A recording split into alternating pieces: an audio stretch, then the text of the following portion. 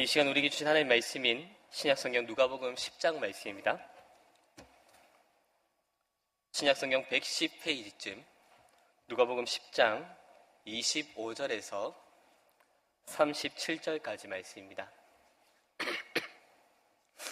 누가복음 10장 25절에서 37절까지 말씀 우리 한 절씩 교독하도록 하겠습니다. 누가복음 10장 25절입니다.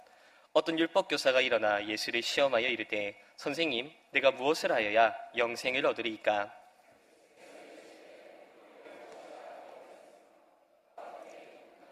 대답하여 이르되 내 마음을 다하며 목숨을 다하며 힘을 다하며 뜻을 다하여 주 너의 하나님을 사랑하고 또한 내 이웃을 내 자신같이 사랑하라 하였나이다.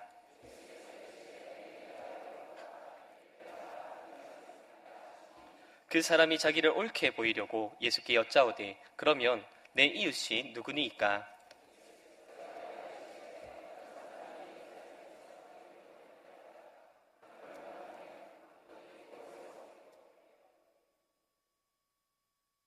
마침 한 제사장이 그 길로 내려가다가 그를 보고 피하여 지나가고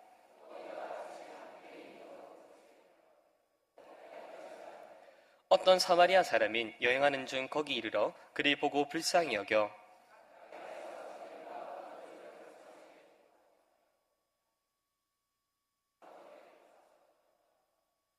그 이튿날 그가 주막 주인에게 데나리온 2를 내어주며 이르되 이 사람을 돌보아 주라. 비용이 더 들면 내가 돌아올 때에 갚으리라 하였으니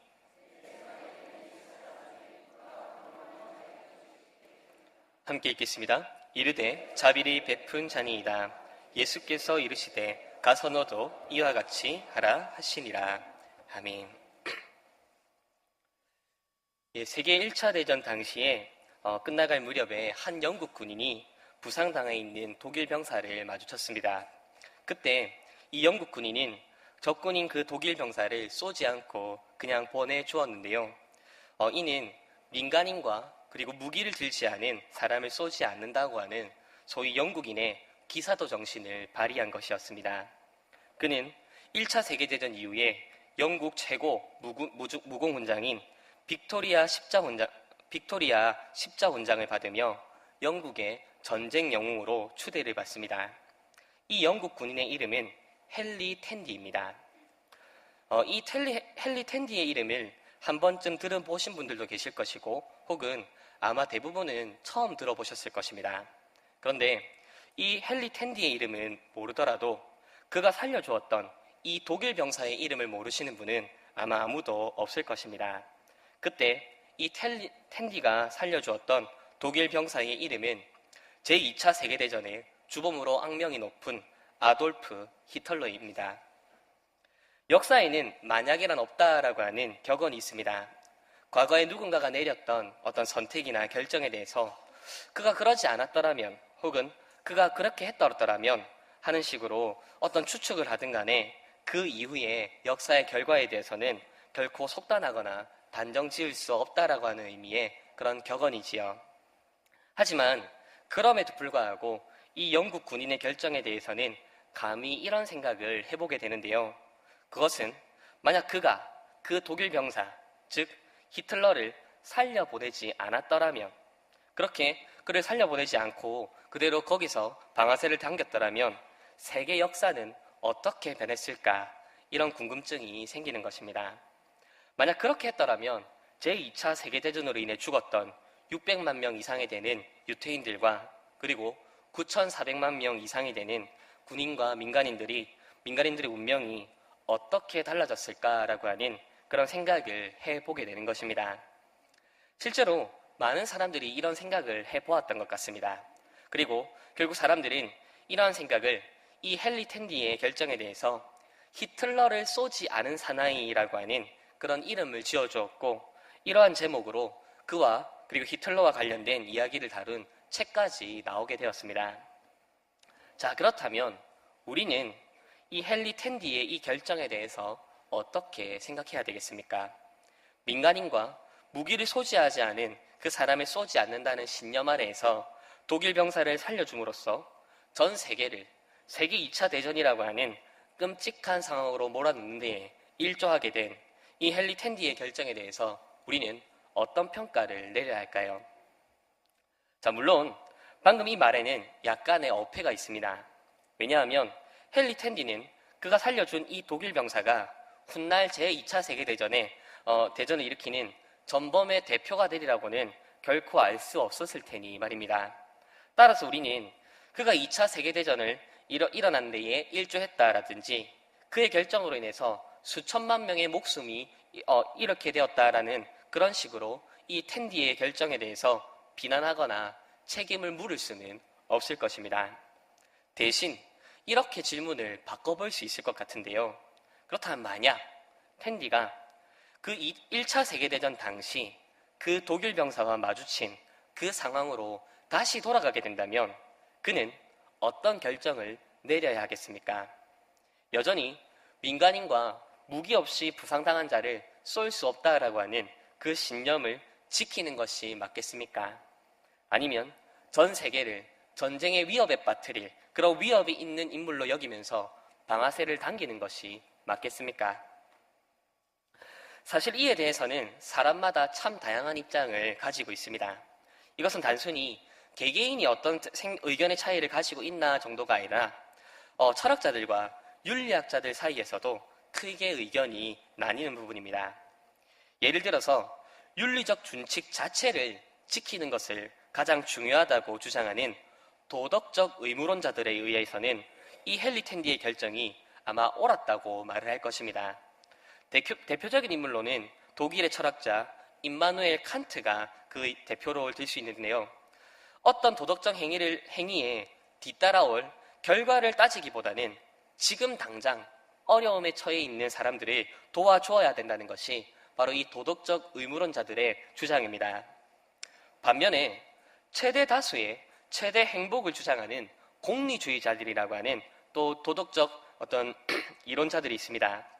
여기에는 미국의 철학자 제레미 벤담이 그 대표격이라고 할 수 있는데 이들은 많은 사람들에게 유익이 끼치는 것이 가장 훌륭한 도덕이다 이렇게 가르칩니다. 이들의 의견에 따르면 이 제레미 벤담이 아니라 헨리 텐디의 결정은 매우 잘못된 결정이라고 할 수 있을 것입니다. 자, 그렇다면 여기서 우리 그리스도인들은 이 문제를 어떻게 보아야 합니까? 누군가가 어려운 처지에 놓여 있는데 그가 잠정적으로 개인적으로든 혹은 공동체에게든 해악을 끼칠 만한 우려를 가지고 있는 인물이라 여겨질 때에 우리 그리스도인들은 혹은 그들에 대해서 어떤 태도를 보여야 합니까?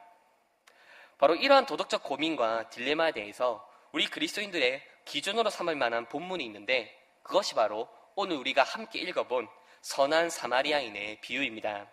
오늘 함께 이 본문을 살피는 가운데 우리 그리스도인들이 타인의 어려움에 대해서 어떤 태도와 어떤 입장을 가져야 되는지에 대해서 함께 살펴보겠습니다. 오늘 본문에 나오는 이 선한 사마리아인의 비유의 배경은 예수님을 향한 한 율법교사의 질문을 그 배경으로 하고 있습니다. 한 율법교사가 예수님께 나와서 영생을 얻는 방법에 대해서 질문하지요. 이때 예수님께서는 율법교사에게 그럼 율법에서는 무엇이라고 말을 하더냐? 이렇게 되물으십니다. 그러자 이 율법교사는 율법이 하나님 사랑과 이웃 사랑을 가르친다고 답을 합니다. 이에 예수님께서는 옳다, 그렇게 행하라 답변하시지요.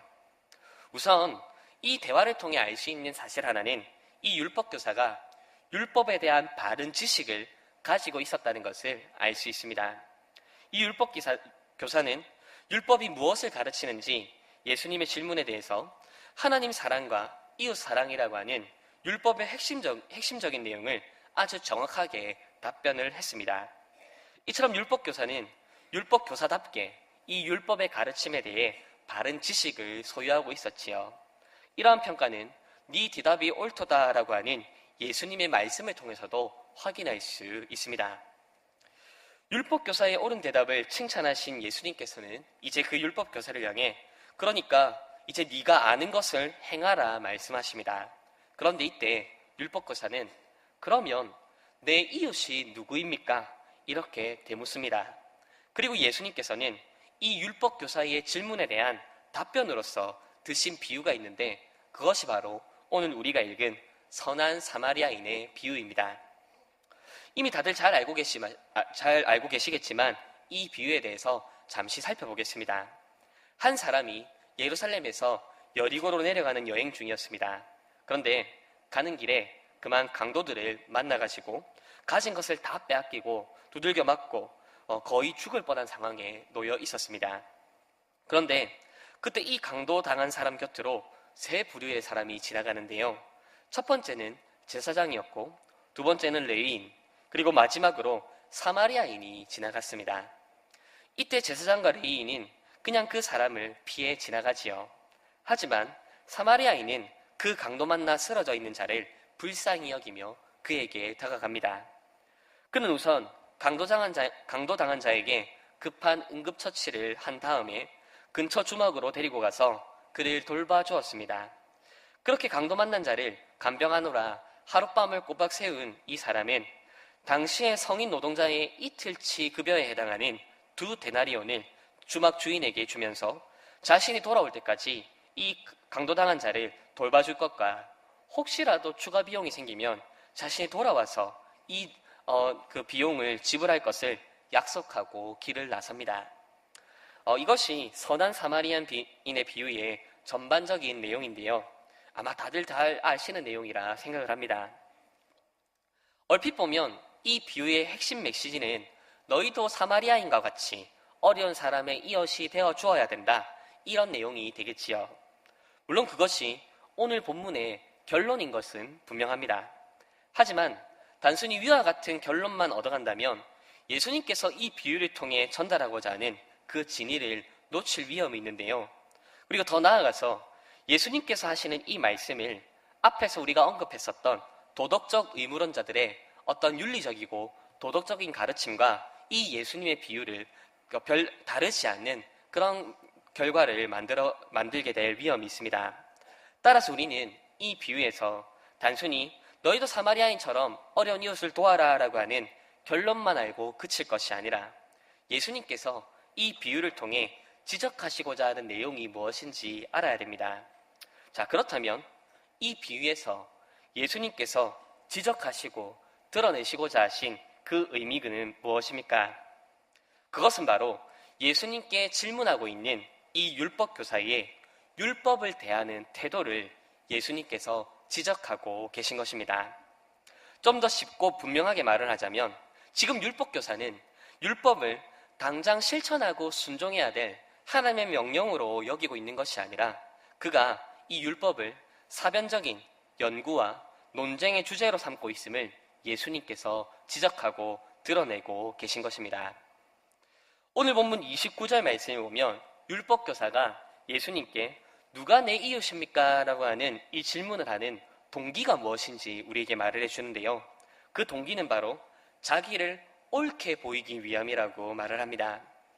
이 말의 의미는 지금 이 율법교사가 누가 제 이웃입니까? 라고 해서 순수한 의도로 물어보는 것이 아니라 이런 의도로 묻는다는 것을 말해주는데, 예수님, 제가 율법을 몰라서 이웃을 잘 섬기지 않는 것이 아닙니다. 주님, 제가 이웃 사랑을 실천하지 않으려 하는 게 아닙니다. 다만 이 율법에서 말하는 이웃이 누구입니까?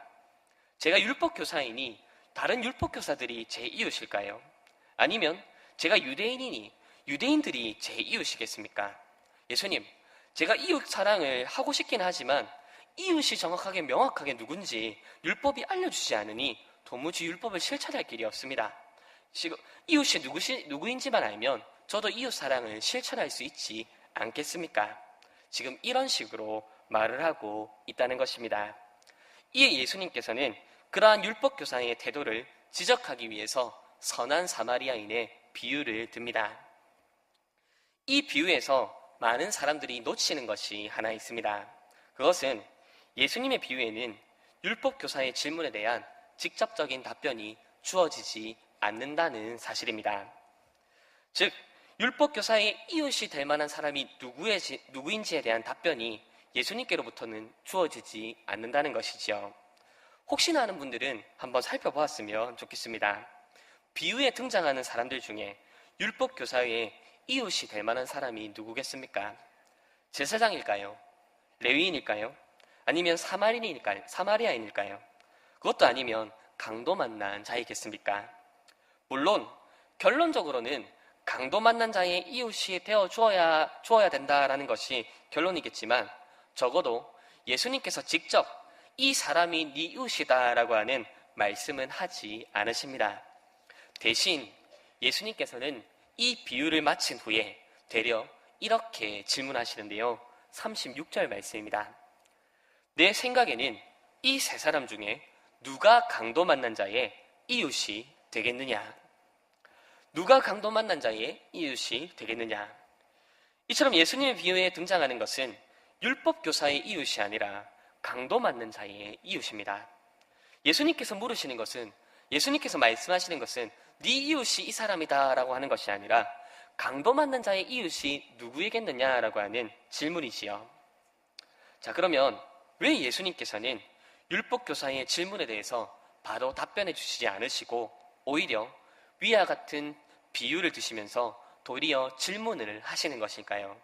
그것도 그냥 네가 강도 만난 자를 사마리아인과 같이 도와주어라, 이런 말을 하는 것으로 그치지 않고 제사장과 레위인은 그냥 지나갔지만 사마리아인은 도왔다라고 하는 이런 이야기를 들려주시는 것이겠습니까? 그것은 바로 내 이웃이 누구이니까 라고 하는 이 질문하고 있는 율법 교사의 태도가 바로 강도 만난 자를 그냥 지나친 제사장과 레위인의 모습과 다르지 않다는 것을 지적하시기 위함입니다. 우리는 예수님의 이 비유에 등장하는 제사장과 레위인을 쉽게 비난합니다. 사람이 죽어가고 있는데 불쌍히 여기지도 않고 도와주지도 않는 두 인물에 대해서 그저 냉정하고 그저 매몰찬 그런 인물들이라고 생각하기가 쉽지요. 그런데 여기서 우리 한번 상상력을 발휘해 보았으면 좋겠습니다. 어떤 사람이 이 비유에 등장하는 제사장을 찾아가서 이렇게 인터뷰를 합니다. 제사장님, 그때 강도 만나 죽어가는 사람을 보고도 그냥 지나치셨는데요. 그때 왜 그냥 지나치셨습니까? 너무 매정하신 것 아닙니까? 그러자 제사장이 이렇게 대답합니다. 네, 사실 저도 그 자리를 그냥 지나친 것이 매우 부끄럽고 유감스럽습니다. 그때 그 사람을 도와줄 수 있었더라면 얼마나 좋았겠습니까? 그러자 다시 이렇게 질문합니다. 그런데 왜 그냥 지나치셨나요? 네, 그때 저에게 정말 급한 일이 있었습니다. 왜냐하면 그때 당시에 제가 성전 봉사 직무를 담당하는 그런 차례가 되었었거든요. 아시다시피 제사장에게 성전 봉사만큼 중요한 일이 또 어디 있겠습니까?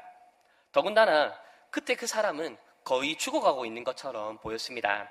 잘 아시겠지만 제사장은 부정한 것이나 시체를 만져서는 안 되지 않습니까? 근데 혹시나 제가 그 사람을 도와주는 도중에 그가 죽으면 저는 시체를 만진 부정한 사람이 됩니다. 그렇게 되면 저는 제 차례였던 성전 봉사의 직무를 할 수 없게 되는데, 그것은 하나님과 우리 이스라엘 민족들 앞에서 큰 죄를 짓는 것 아니겠습니까? 그래서 저는 하는 수 없이 그 자리를 떠날 수밖에 없었습니다. 하나님과 많은 사람들 앞에 죄를 짓는 것보다는 작은 죄를 짓는 게 낫지 않겠습니까? 그런데 참 감사하게도 제가 그 자리를 떠난 이후에 한 사람이 그 강도 만난 자를 도와주었다는 이야기를 들었습니다. 도와준 사람이 사마리아인이라고 하는 그 사실은 썩 반갑지는 않지만요.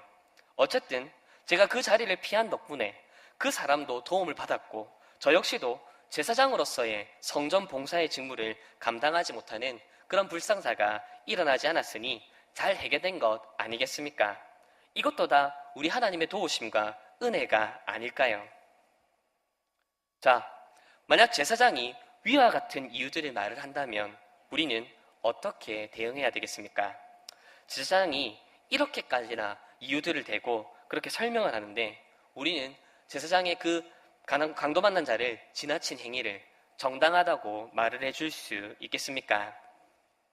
물론 그럴 수는 없습니다.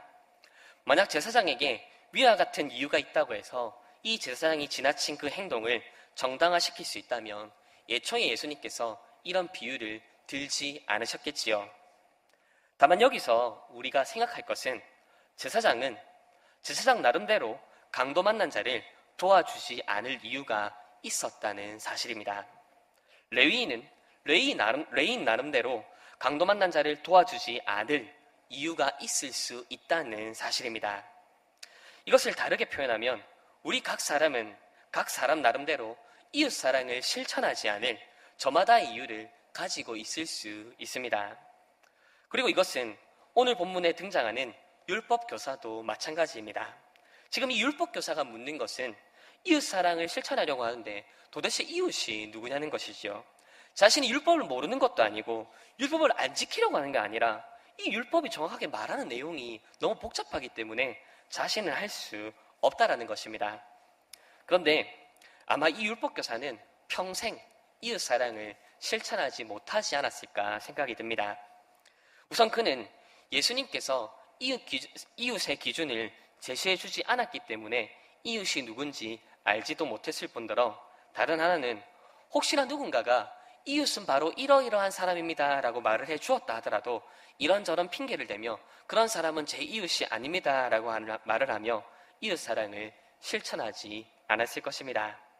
그에게 있어서 율법은 이웃사랑을 실천하는 이웃사랑을 실천하라고 하는 하나님의 명령이 아니라 그저 자신의 의로움과 자신의 똑똑함을 자랑하고 과시하는 데 사용하는 도구에 불과했던 것입니다.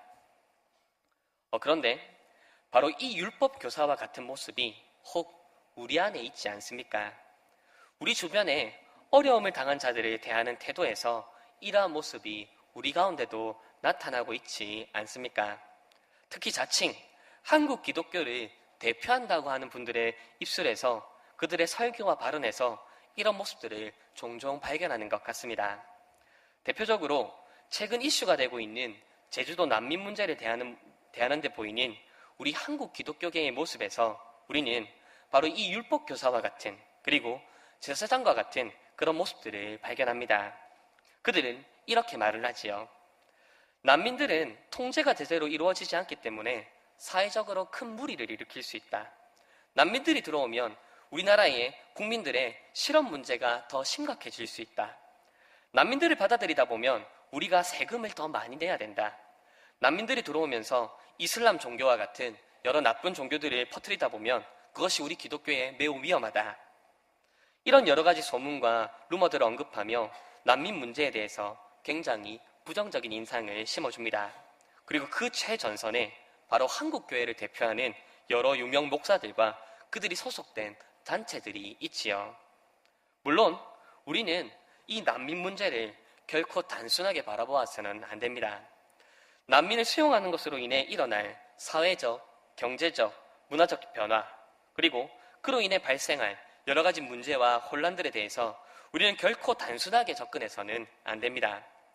난민을 수용함으로 나타날 여러 가지 변화와 그로 인해 발생할 여러 문제와 혼란들에 대해서 우리는 가능한 한 치밀하게 그리고 면밀하게 연구하고 예측하여서 그에 따른 여러 가지 대응책들을 마련하기 위해 최선의 노력을 다해야 합니다. 하지만 그럼에도 불구하고 우리가 놓치지 말아야 될 사실은 우리 그리스도인들은 그들의 이웃이 되어주어야 한다는 사실입니다. 우리 그리스도인들은 그들의 이웃이 되어주는 일에 결코 주저하거나 핑계를 대서는 안 됩니다. 우리는 어려움을 당한 자들의 이웃이 되어주어야 합니다. 그렇다면 왜 우리 그리스도인들은 어려움을 당한 자들의 이웃이 되어주어야 합니까? 왜 우리는 여러 가지 복잡하고 곤란한 결과가 예상이 됨에도 불구하고 그들의 이웃이 되어주어야 할까요? 혹 어떤 분들은 그것이 하나님의 명령이기 때문이다 이렇게 말씀하실지 모르겠습니다. 또 어떤 분들은 그렇게 하면 비록 지금 당장은 수고롭고 힘들지 모르지만 하나님께서 다 갚아주실 것이기 때문이다 이렇게 말씀하실지도 모르겠습니다. 물론 이것들은 결코 틀린 말이 아닙니다. 우리가 어려움 당한 자들의 이웃이 되어줘야 하는 이유는 그것이 하나님의 명령이기 때문이기도 하고 또 그렇게 했을 때에 하나님으로부터 주어지는 상급을 기대할 수 있기 때문이기도 합니다. 그런데 사실 이러한 이야기는 우리 기독교에서만 가르치는 이야기가 아닙니다. 이러한 이야기는 세상의 윤리와 도덕에서도 가르치는 내용인데요. 세상의 철학자들도 사람들이 다른 어려운 이웃을 도와야 되는 것은 그것이 바로 인간으로서 마땅히 해야 될 도덕적 의무이기 때문이기도 하고, 또 그렇게 하면, 그렇게 도덕적 의무를 실행하고 나면 신이 그 일에 대해서 언젠가 보상해 줄 것이기 때문이다, 이렇게 가르칩니다. 설교를 시작하면서 말씀드렸던 철학자 임마누엘 칸트가 바로 이러한 주장을 한 대표적인 철학자입니다. 하지만 우리 그리스도인들이 이웃 사랑을 실천해야 되는 이유는 그것이 단순히 하나님의 명령이기 때문만도 아니고, 혹은 그렇게 했을 때에 하나님께로부터 보상이 주어지기 때문만도 아닙니다. 우리가 어려움에 처한 자들의 이웃이 되어주며 그렇게 이웃 사랑을 실천해야 되는 이유는 우리가 이미 예수님께로부터 이웃 사랑을 받은 자들이기 때문입니다. 예수님께서 우리의 이웃이 되어주셨고, 예수님께서 우리의 선한 사마리아인이 되어주셨기 때문입니다. 우리는 어려움에 처한 사람들을 도와주기에 앞서서 그들을 도와주었을 때에 당하게 될 여러 가지 문제들에 대해서 따지고 계산합니다. 물론 그런 따지고 예측하는 것 자체는 결코 잘못이 아니겠지요. 다만 그렇게 따지고 계산한 결과가 우리가 마땅히 감당해야 될 이웃 사랑을 멀리할 이유와 근거가 된다는 것이 문제입니다. 그런데 한번 상상을 해봤으면 좋겠습니다. 만약 예수님께서 우리의 이웃이 되어주시려고 하시기 전에 위와 같은 태도를 보였다면 어떻게 되었을까요? 예수님께서 우리를 구원하시기 전에 예수님께서 드리실 희생과 우리의 변화와 반응을 두고 저울질하고 계셨더라면 과연 우리는 어떻게 되었겠습니까? 아마 이렇게 되지 않았을까요? 예수님께서 하나님께 이렇게 말씀하십니다. 아버지, 진호는 구원을 해봐야 성경도 잘 안 읽고 기도도 잘 안 하고 예배도 잘 안 드릴 것 같습니다. 저는 진호의 이웃이 되어주지 않겠습니다. 하나님 아버지, 수영이는 구원을 해봐야 여전히 세상의 복락과 즐거움을 쫓을 뿐 하나님을 기뻐하지도 즐거워하지도 않는 것 같습니다. 저는 수영이의 이웃이 되어주지 않겠습니다. 아버지, 민규는 구원을 해봐야 여전히 교만하고 여전히 이기적입니다. 저는 민규의 이웃이 되어주지 않겠습니다. 아버지, 무엇보다도 이런 자들을 위해 제가 당할 고난을 생각하니 너무 끔찍합니다.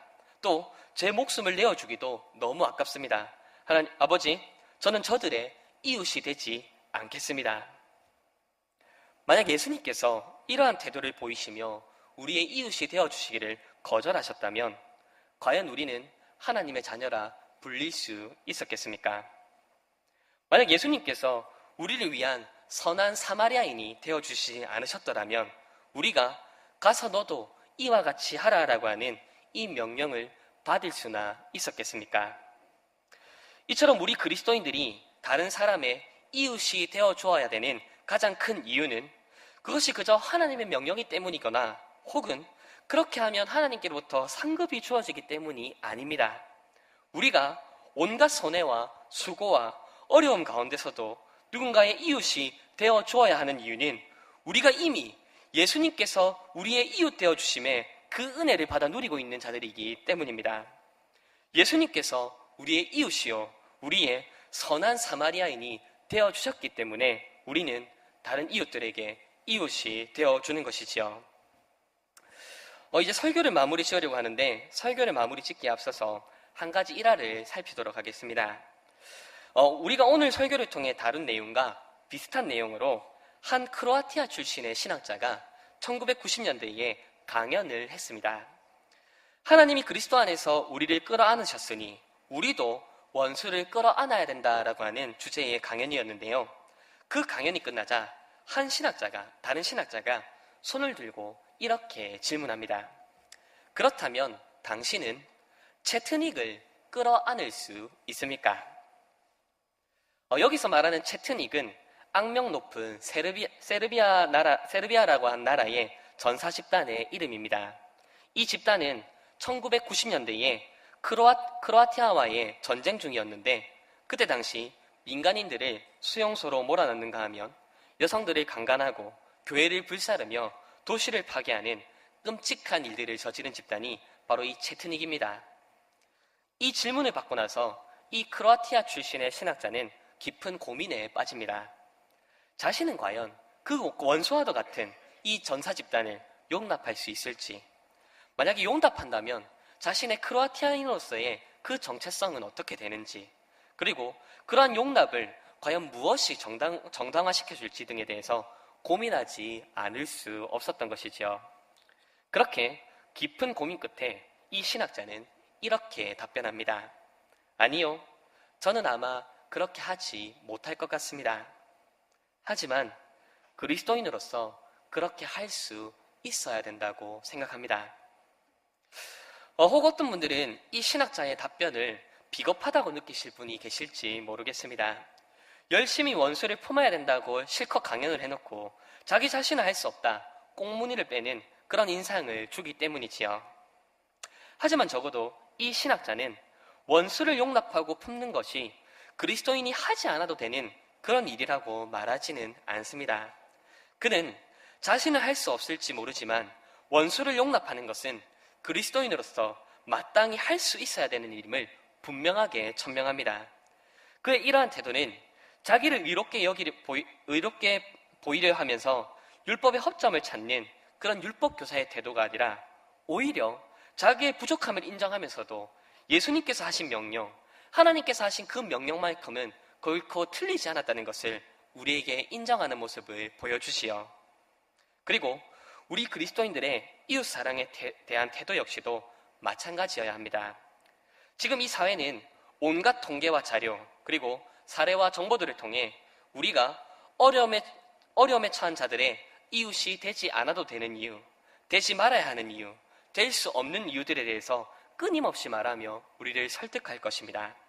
그렇게 우리로 누군가의 이웃이 되지 못하도록 방해할 뿐만 아니라 그것이 아무런 문제가 되지 않는 것처럼 우리를 가르치고 설득할 것입니다. 하지만 우리는 기억해야 합니다. 세상이 우리를 어떻게 가르치든지, 세상이 우리를 어떻게 설득하든지 우리 그리스도인은 어려움에 처한 자들의 이웃이 되어 주어야 합니다. 비록 그로 인해 예상되는 여러 가지 피해와 어려움들에 대해서 무시하거나 가볍게 여길 수는 없을 것입니다. 또 그로 인해 우리가 그들의 이웃이 되어주는 것이 참으로 힘들고 불가능하게 느껴질 수도 있을 것입니다. 하지만 그렇다고 해서 우리는 그것을 우리 그리스도인들이 감당하지 않아도 되는 그런 일이라고 여겨서는 안 됩니다. 그럼에도 불구하고 우리는 그들의 이웃이 되어줘야 함을 우리는 기억하며 기도하는 가운데 하나님께로부터 그 능력을 구해야 합니다. 이제 말씀을 맺겠습니다. 우선 우리는 본문을 통해서 우리의 이웃 사랑을 방해하는 요인에 대해서 확인했습니다. 율법교사는 내 이웃을 내 몸과 같이 사랑하라 라고 하는 하나님의 말씀을 순종하고 실천할 명령이 아니라 따지고 논쟁할 그런 문제로 만들어버리는 것을 통해 정작 그가 해야 됐을 하나님께 드릴 순종의 자리로 나아가지 못했음을 확인했습니다. 우리 역시도 우리가 누군가의 이웃이 되어주려고 할 때에 겪을 여러 가지 피해와 어려움들을 따지고 계산하다가 정작 이웃사랑 자체를 실천하지 않을 수 있음을 우리는 기억해야 합니다. 또한 우리는 우리 그리스도인들의 이웃사랑의 근거에 대해서도 확인할 수 있었습니다. 우리 이웃사랑의 토대와 근거는 그것이 단순히 하나님의 명령이기 때문이거나 혹은 그렇게 하면 하나님께로부터 상급을 받기 때문이 아닙니다. 우리가 이웃사랑을 실천해야 되는 이유는 우리의 어떠한 모자람과 불의함과 죄악됨에도 불구하고 예수님께서 우리의 이웃이 되어주셨으며 우리의 선한 사마리아인이 되어주셨기 때문입니다. 아무쪼록 예수님께로부터 받은 이 이웃사랑의 은혜와 그 감격으로 하나님께서 우리에게 허락하신 자들의 이웃이 되어주며 선한 사마리아인이 되어줄 수 있는 저와 우리 성막교회 성도님들 그리고 우리의 언약의 자녀들 되기를 우리 주님의 이름으로 축원드립니다. 이 시간 우리 들은 말씀 기억하면서 함께 기도드리시겠습니다.